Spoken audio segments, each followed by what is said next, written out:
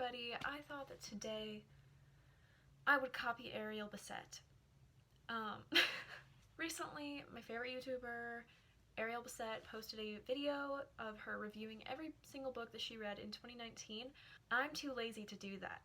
But what I can do is I can review every single book that I read for class this semester. I am an English major. A lot of the reading I do is for class, whether I like it or not. So I thought it would be fun to talk about some classics and some things that aren't classics, but I had to read for class. Alright, let me pull it up on Goodreads. I love Goodreads. Feel free to follow me. I'm not sure what my username is, but I'll put it up here. I started off the semester by reading The Great Gatsby by F. Scott Fitzgerald. This was my third time reading the book and my third time really not liking it. I know that's a little unpopular of an opinion. I understand why people love The Great Gatsby. I understand that it's fun, it's a fun aesthetic, it's a fun time period. I kind of get why people like Gatsby.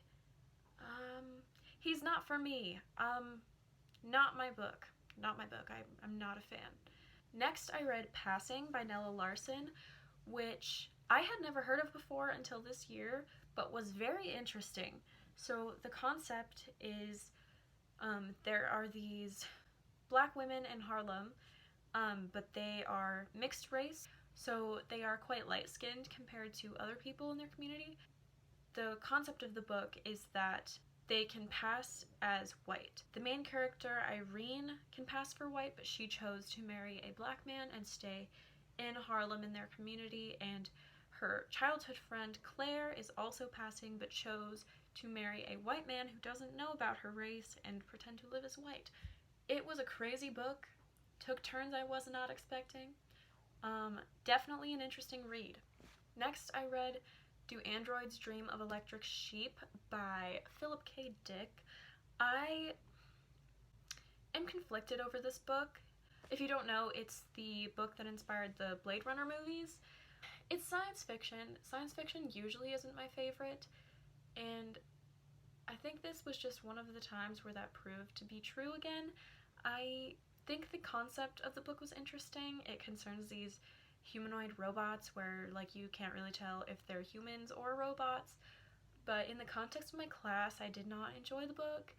And there are some problems that I have with the way women are depicted in this book, but it was written in the 60s, so I'm not sure how many allowances to make.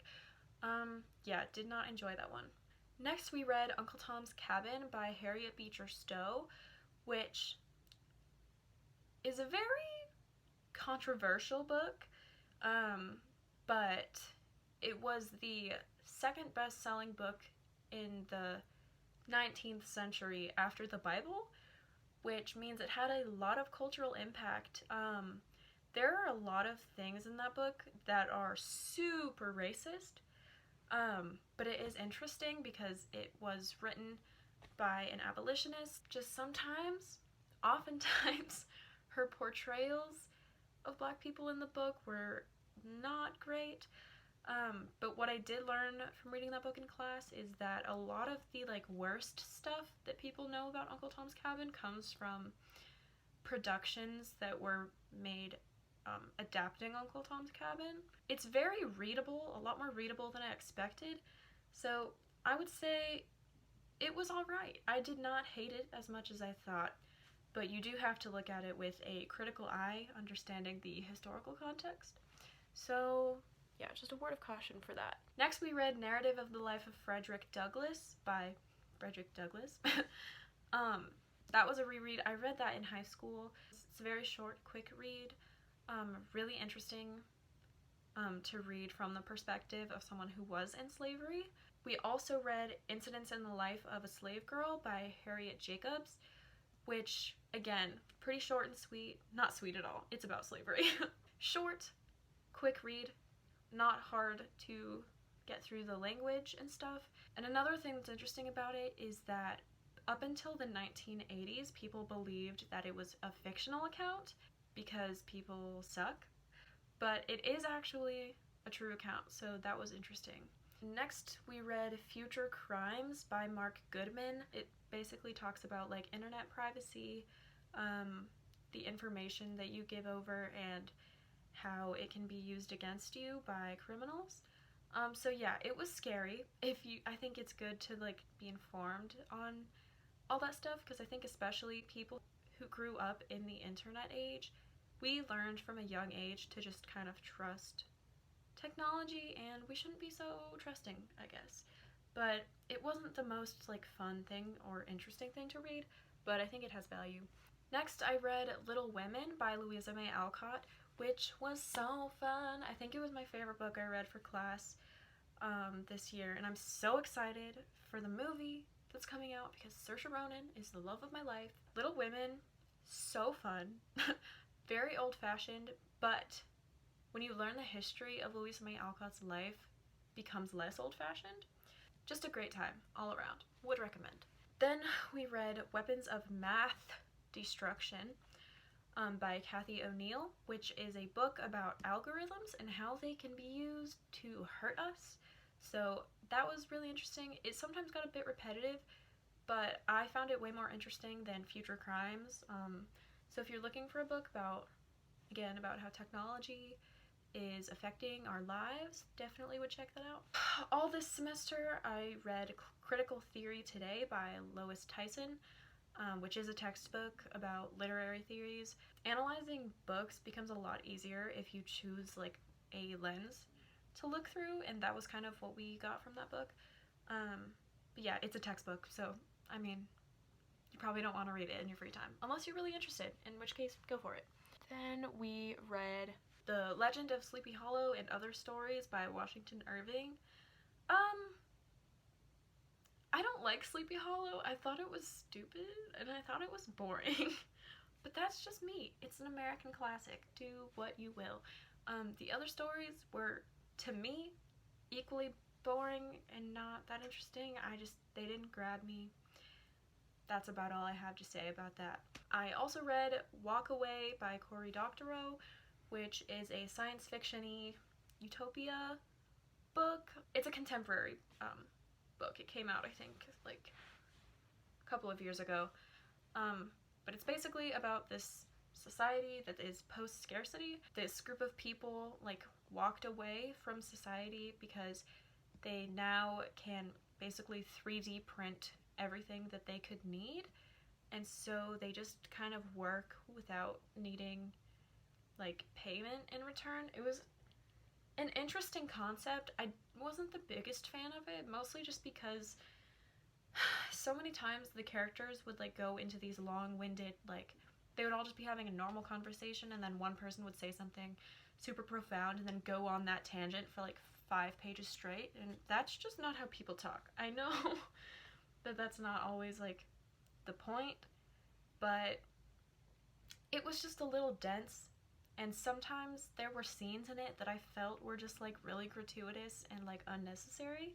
But that is just me. It was fine, is what I will say about it. There were also there's a lot of like diverse representation in this book, so I do give it props for that, but at the same time, sometimes it wasn't done great. Like, some of the ways he described the trans character, I didn't like it, but again, I'm not trans, so I'm not the best judge. Same with like queer women. I didn't like how he described that. I don't know. I'll just say go into it with caution if you're sensitive to those things. We also read 4 Stories by American Women by, I don't want to read all their names. It was fine. I read the Yellow Wallpaper for the billionth time, and the other 3 I really don't remember, so I don't have much to say. And the last thing that I read this semester for class was The House Behind the Cedars by Charles W. Chestnut, which was actually so enticing. Like, it's not a new favorite or anything, but for a classic, it does like kind of keep you on the edge of your seat. There's a lot of twists and turns. It had a similar concept to Passing by Nella Larson, except it's set in like 10 years after the Civil War in the South, and there are these light-skinned African-American people, and the son decides to go move to another town and live as white, and become a like rich lawyer, and then he brings his younger sister to live with him when she's old enough, and it's just about like how their lives play out dealing with that kind of stuff. So it was very interesting, and it was fun. It was a fun time, I will say. But yeah, that is everything I read for class this semester. Maybe I'll do it next semester. Overall, like not the best semester of reading. I had a lot of interesting conversations in class about these books, whether I liked them or not. So I guess like that's more the point of the books you read as an English major. It's not really about like what you're necessarily going to enjoy. But it is about like thinking about things in a different way. So I think that reading classics is a lot more fun in an English class than it is just by yourself, because you get so much more context on like historical context and like the author's background from your professors, and that makes certain books a lot more enjoyable to read for me, or if not enjoyable, makes them more interesting. Thank you so much for watching this video. I will see you soon with another. If you like this video, go ahead and hit the like button and subscribe if you want.